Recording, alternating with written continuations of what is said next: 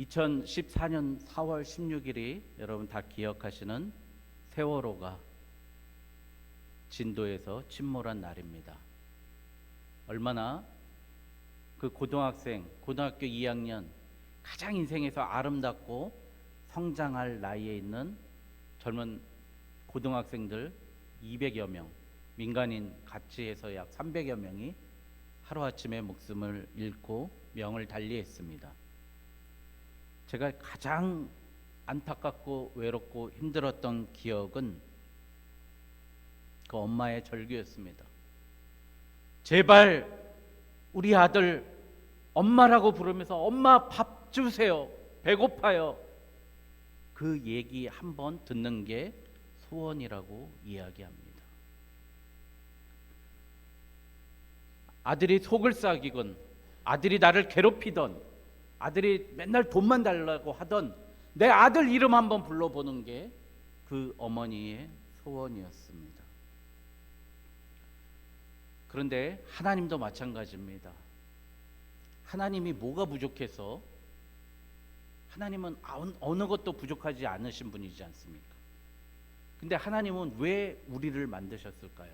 한번 생각해 보십시오. 하나님 왜 우리 인간을 만드시고 이 자연을 만드셨을까요? 하나님도요, 하나님의 사랑을 부어줄 이 그릇이 필요한 겁니다. 하나님이 차려줄 밥상 있잖아요. 밥을 차려주고 싶은데 밥을 차려줄 생명력이 있고 나를 닮은 아들이 딸이 있었으면 하는 게 하나님의 마음인 겁니다. 그래서 하나님은 우리를 위로하고 먹이시고 푸른 초장으로 누이시는 분인 줄 믿습니다. 그 어머니의 절규가 저는 하나님의 절규로 들렸습니다. 하나님은 우리를 통해서 하나님의 사랑을 부어주시고 위로하시고, 특별히 우리는 어떤 사람입니까? 우리를 통해서 엄마라고 아빠라고 부르고 싶은 그 목소리 하나 듣고 싶은 게 하나님의 마음입니다. 여러분, 그래서 우리는 하나님께로부터 위로받는 백성인 줄 믿습니다. 하나님께로부터 먹을 것을 취하고 입을 것을 먹고 모든 것을 누리는 백성인 줄 믿습니다. 이런 이야기가 요한복음 3장에 나옵니다. 4장에 나옵니다. 누구의 이야기죠? 사마리아 여인의 이야기입니다. 여러분, 사마리아 여인도 예수님도 목이 말라서 우물가로 갔어요. 그런데 예수님은 그의 여인에게 물을 주지 않고 예수님 자체를 알려주셨어요. 하나님은 영이시니 하나님은 누구를 찾으신다고요? 영과 진리로 하나님을 부르는 자, 예배하는 자를 찾는다고 이 말씀에 나옵니다.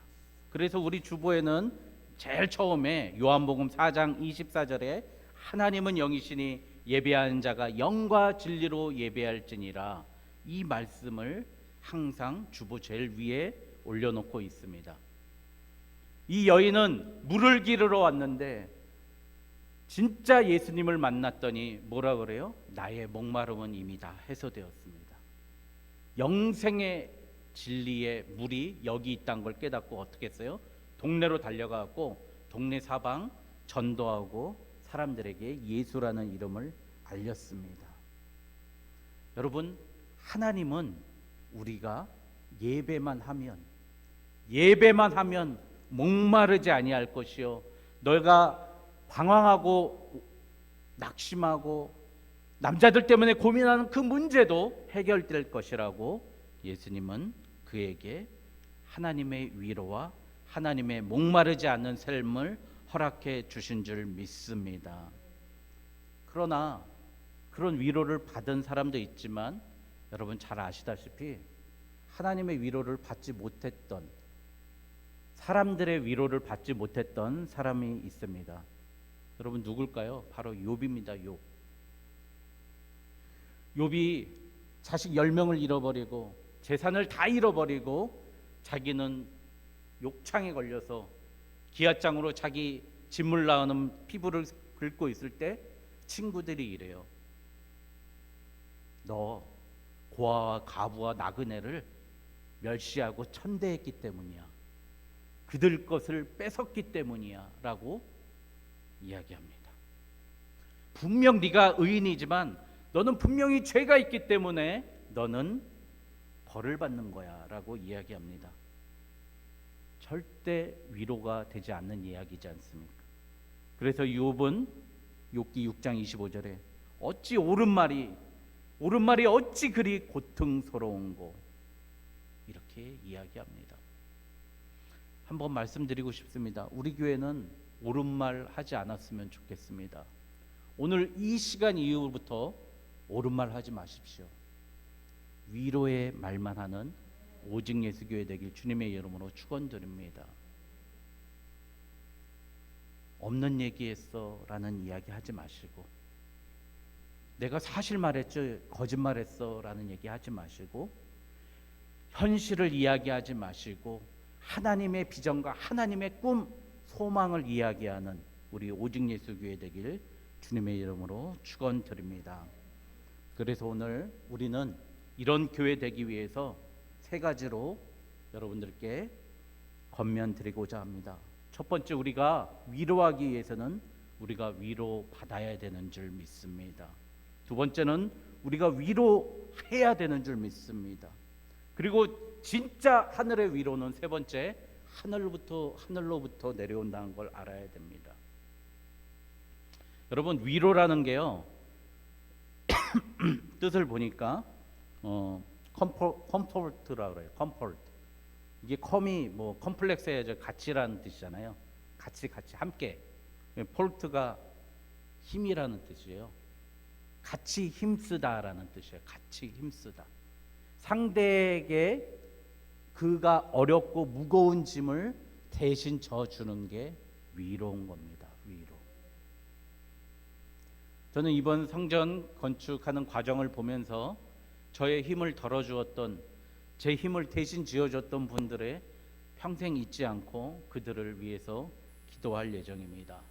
그들은 하나님의 위로를 받아서 우리에게 또 위로했던 분이기 때문입니다. 여러분, 그러나 하나님께 위로받는 방법이 있습니다. 어떻게 하나님께 위로받을 수 있을까요? 제일 중요한 건 하나님이 나의 삶을, 일거수일투족을 100% 알고 계시다는 게 하나님의 위로가 되어야 될 줄 믿습니다. 오늘 내가 돈이 1,000만 원 필요한데 500만 원밖에 없어요. 그래서 당장 전화가 빗발칠 것이고 내 신용에 문제가 생깁니다. 그럴 때 나는 너무나 괴롭고 힘들 것입니다. 그런데 이 사건이 우리 일반, 심지어 기독교도 그래요. 야, 좀 절약해서, 근검 절약해서 살지. 야, 돈 있을 때 좀 모으지. 그렇게 자기를 자책하고 남들도 나를 자책하고 있습니다. 그래서 우리 스스로 어떻게 생각해요? 그 시기에 아이고, 하나님이 나를 징계하시는구나, 하나님이 나를 벌하시는구나, 나는 하나님께 버림받았구나, 그렇게 생각합니다. 그런데 하나님은 어떻게 하신다고요? 사랑하는 자에게 징계하신다 그랬어요. 회초리를 든다 그랬습니다. 잠언에. 오늘 나에게 1,000만 원이 필요한 나에게 500만 원밖에 안 주시는 그 이유는 하나님이 나를, 내가 가는 길을 아시나니 그가 나를 순금과 같이 연단하시기 위한 하나님의 계획인 겁니다. 내가 눈물 나게 힘들고 어려울지라도 여러분 낙심하지 마십시오. 이건 하나님의 계획이에요. 하나님이 나를 위로하시고 나를 키워나가시고 내 모난도를 쪼개기 위한 하나님의 계획입니다. 근데 왜 우리가 낙심해야 되겠습니까? 어려울 때일수록 더 단단히, 더 힘차게 나아가시기 바랍니다. 저는 우리 강아지를 데리고 저녁마다 산책을 어디로 갔냐면요, 도담학교를 항상 갔어요. 왜 도담학교를 갔을까요? 거기에 노란 버스 5대가 있어요. 40명 타는. 그러면 200명의 아이들이 그 학교를 다니는 건데, 하나님, 저 200명의 부모, 400명의 부모님들은 얼마나 마음이 저리고 힘들겠습니까? 그 아이들은 얼마나 세상 속에서 차별 속에 살겠습니까? 그를 바라보는 할머니, 할아버지, 외할머니, 외할아버지, 삼촌, 이모들은 얼마나 마음이 메어있겠습니까? 그런데 하나님, 나 돈 없고 힘 없고 가진 것 없지만 하나님, 내 몸뚱아리 하나 제대로 주신 것 감사합니다. 할렐루야. 여러분, 내 몸뚱아리 하나 주신 것 감사합니다. 내가 저 도담학교를 보면서 하나님 감사하고 기도하겠습니다. 하나님께 영광 돌리겠습니다. 내 모든 것 하나님께 드리겠습니다. 매일 갔어요. 도담학교 가서 하나님 앞에 기도했습니다. 내가 가는 길을 그가 아시나니 그가 나를 순금같이 정금같이 연단하실 하나님. 여러분, 그래서 여러분 더 힘들면 힘들수록 하나님의 위로를 구하십시오. 여러분, 내 힘든 이 물컵이 지금 제가 오늘 많이 마셔가지고 조금밖에 안 남아있는데, 하나님은 이 조금밖에 남아있지 않은 나의 물질과 건강과 나의 삶과 나의 모든 것을 더 채워주실 공간이, 하나님의 공간이 남아있는 줄 주님의 이름으로 축원드립니다. 여러분, 어려움에 머물러 있지 말고 하나님의 위로와 하나님의 사랑을 구하십시오. 그래서 이사야서는요, 성경의 축소판입니다. 이사야서가 몇 장까지 있냐면 66장까지 있어요. 성경이 몇 권까지 있죠? 예, 66권. 근데 39약이 몇 권? 39권. 신약이 27권. 그래서 39, 예, 27. 곱셈을 다 하실 줄 아시는구나. 예, 39, 27이에요. 그런데요, 이 말씀이 참 희한해요. 39장까지는 어떤 말씀이냐면요, 아수르, 바벨론, 구스, 애굽, 이 멸망할 자식들, 너희들 다 없애버릴 거야. 가루로 만들어버릴 거야. 그런데 마태복음이 시작되는 40권째가 되는 여기서 40장에 제일 처음이 뭐라고 나와요? 너희의 하나님이 이르시되 너희는 위로하라, 내 백성을 위로하라고 합니다. 이제 예수 그리스도가 이 땅에 오신 마태복음부터는 이제 뭐가 시작돼요? 신약 시대에는 위로가 시작되는, 위로의 하나님이 우리에게 오시는 시대인 줄 믿습니다. 이제 우리는 은혜로 위로받고 말씀으로 위로받고 성령으로 위로받는 저와 여러분 되시길 주님의 이름으로 축원드립니다.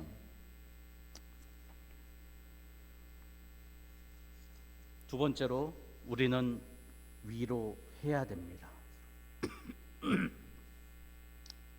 113세면 되게 오래 사신 거 아닙니까? 113세 할머니가 돌아가셨대요. 근데 사람들이 와서 아이고 호상이네, 아이고 호상이네 그러더래요. 가족들하고 며느리들은 마음이 메어지더래요. 113세 오래 살아서 죽었으니까, 돌아가셨으니까 호상이네라고 말해.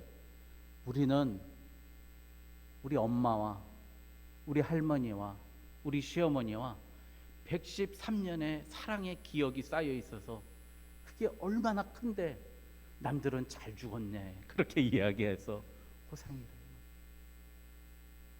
여러분, 오래 살면 오래 살수록 여러분들 우리 정말 그동안 쌓였던 그 기억 때문에 더 마음 아픈 게 사람의 마음입니다. 그렇게 위로할 수 있는 게 진정한 위로자겠죠. 마음아 넌 누구니라는 책을 쓴 박상미 박사가 있습니다. 박사님이 계세요. 여러분, 우리 사모님이 워크숍 가서 그분하고 이렇게 만나기도 하고 그러셨다 그래요. 이분이 4살 때부터 지금 유추해 보니까 우울증에 걸렸었대요. 맨날 숨어 있고 오늘 내가 어떻게 사람들을 피해 다닐까 이렇게 생각하고 우울증에 걸려 있던 사람이 지금은 사람들을 가장 행복하게 살 수 있는 방법을 찾는 이렇게 강연자가 되었고 교수가 되었습니다. 이분이 세바시에상 강연에서요, 대학교 4학년 때 아버지가 담낭암인가 그걸로 돌아가셨는데 3일 동안 장례치기고 화장하고 발인해서 화장할 때까지 정신이 멍해가지고 아무것도 모르고 있었는데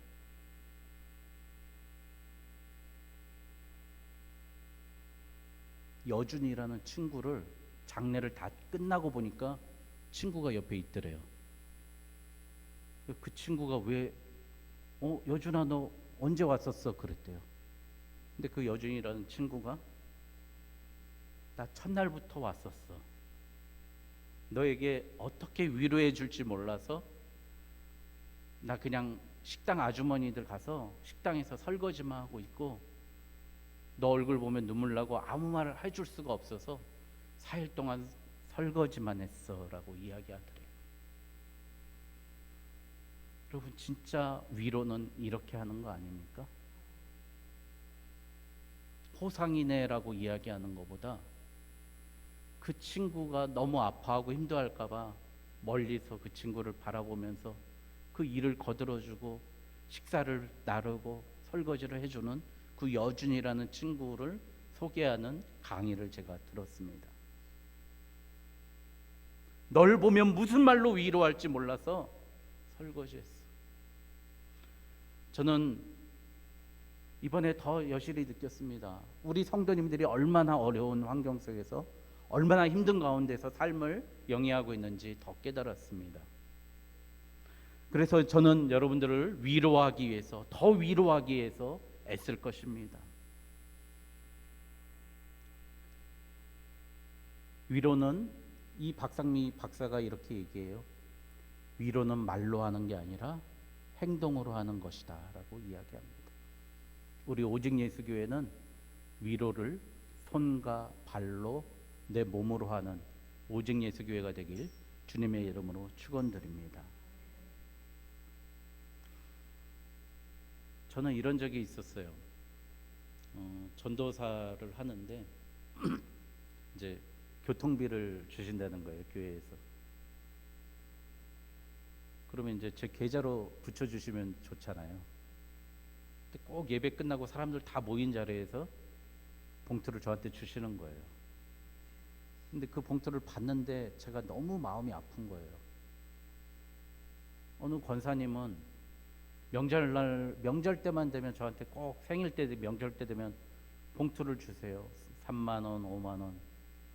우리 전도사님 힘내세요. 열심히 하세요. 주시는데 그 권사님은 주일에 예배를 지키기 위해서 자기가 아무리 찾아봐도 내 능력에 내 재능에 예배 드릴 때가 없더래요.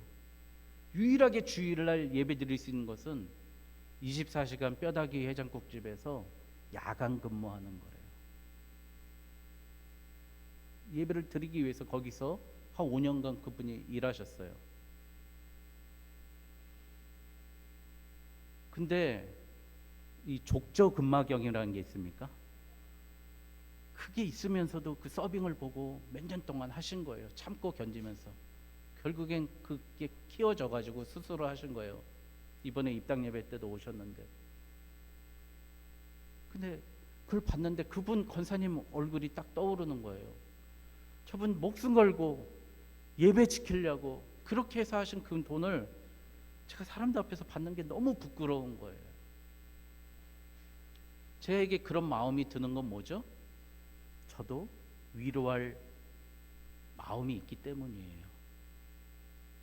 저도 극한의 가난도 당해봤습니다. 어려움도 당해봤어요. 어머니가 우리 집에 쌀이 없다고 초등학교 3학년인데 오늘 저녁에는 수제비 해 먹어라 하시면서 아침에 가셨어요. 근데 마침 그날 하나님 은혜로 구율미 학교에서 주는 쌀 한 가마니를 제가 받아가지고 온 적이 2번이나 있었어요. 그게 뭐죠? 하나님께서 우리에게 위로할 수 있는 경험을 주시는 겁니다. 여러분, 지금 내가 그렇게 아프고 힘든 경험 있으시면은요, 견디기 어려운 고통이 있으시다면 다른 사람들을 위로하는데 하나님의 은사라고 생각하시고 사용하시는 저와 여러분 되시길 주님의 이름으로 축원드립니다.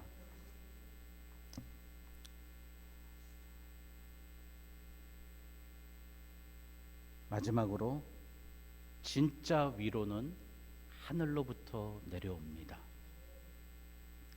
여러분, 진짜 위로라는 것은 오늘 제가 주보에 썼습니다.